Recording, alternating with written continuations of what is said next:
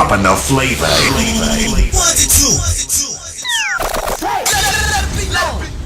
It's DJ Menace. I'm so special, I'm so special, so special, so special. That's why I'm strapped with my 45 special. Boy, I premix the girl and they want chase like petal. Tanja, I'm so special, I'm so special, so special, so special. Dropping the flavor.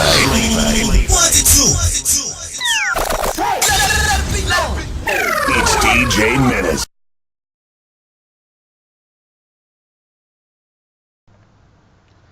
Okay, and like I was saying about touching the dog fight thing, I mean that was a total embarrassment for not only myself but for my kids, my wife, my family.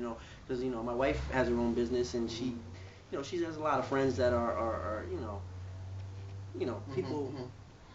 It's just embarrassing for the whole situation. It was a terrible situation. I was mad, real angry with the guy who was my friend. Who was my manager. We kind of didn't talk for a while, but like I said, I forgave him for that. But I tried to move on from that, and well, actually, I want to touch another story that came about after the dog fight. Okay. The city initially came down, and I was shut down for I guess it was a couple weeks, and they gave me a couple of things that I needed to do to open back up. Okay. And basically, they were just buying time. They didn't want me to open back up, and they sent down. The mayor actually sent down a city employee. I'm not going to name who the city employee is. I mean, it's going to come out in court when we go on March 13th, and it'll be in courtroom Judge Ford's courtroom, and it's open to the public, so everybody is welcome to come there. We're going to air a lot of things out. Hopefully, a lot of things that are not known will be known. But like I was saying, the mayor sent a city employee down, basically it was almost like I was watching The Sopranos on HBO. Like the guy's bullying me, threatening me, telling me that if I don't limit my hours of operation and I don't comply, that they're gonna come close me down with a nuisance law, this and that.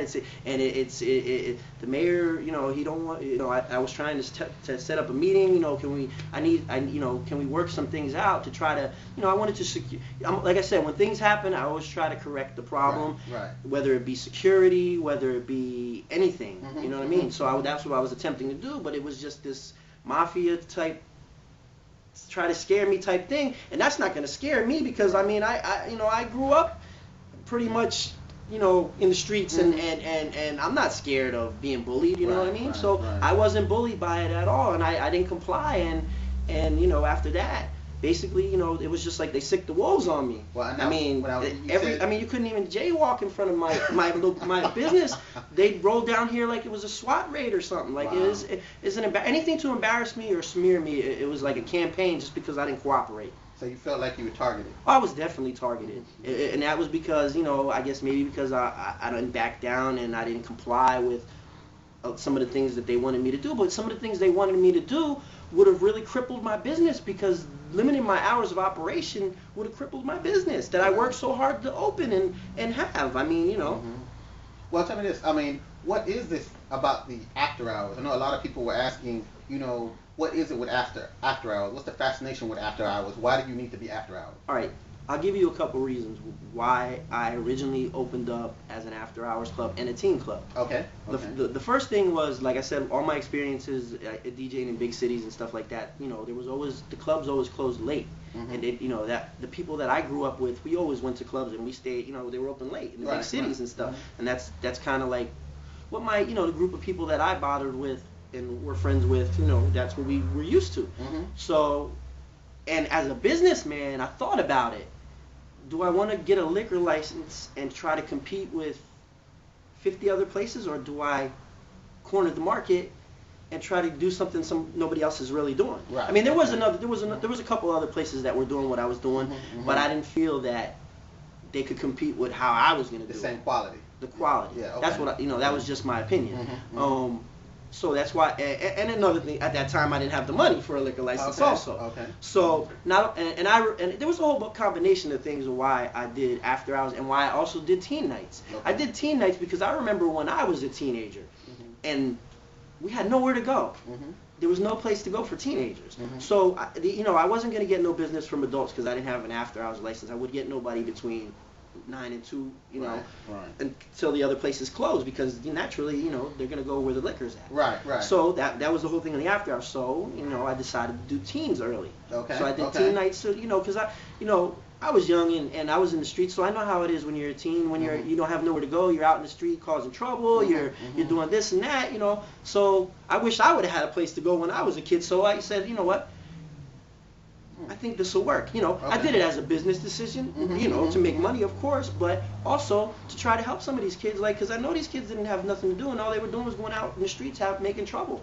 Wow. Okay. And So, and you it know, worked. And it worked. I mean, you know, sometimes dealing with the younger generation, sometimes they do some things that a lot of people don't understand, you know. So we had some problems with, you know, we'd get massive amount of teenagers here.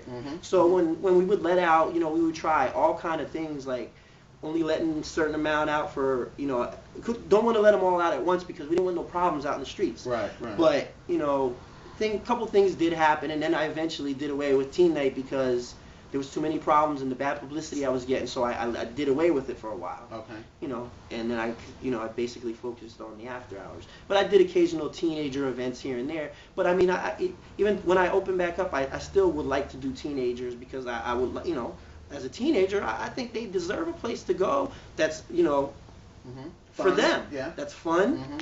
They can hear music, they can dance, you know, non-alcoholic, you know. Just somewhere that's not out. Right. And I mean, chaperones are welcome. Yeah, I mean, parents can come. I mean, you know what I mean? Well, I'll tell you what then. Let's go back a little bit further into the future with that. Now, you had mentioned that you felt like you were targeted.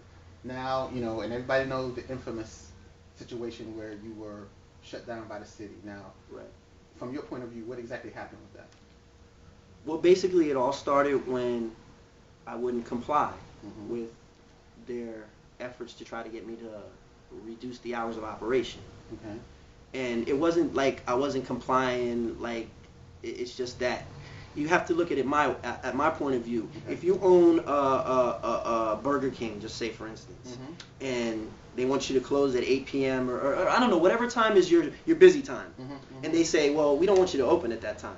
Or is Burger King going to close and say, okay, well, lunch hour is our best hour, but we're not going to open for lunch hour? I understand. So, you know, people look at me like you didn't comply with the authority, but it wasn't really like that. It was a business. That was my business. They were basically, what was I supposed to do? You know, I have a mortgage to pay. I have taxes to pay. I have tons of bills to pay. I mean, just because you own a club doesn't mean you're loaded. Right. You know what I mean? There's a lot of headaches that you deal with.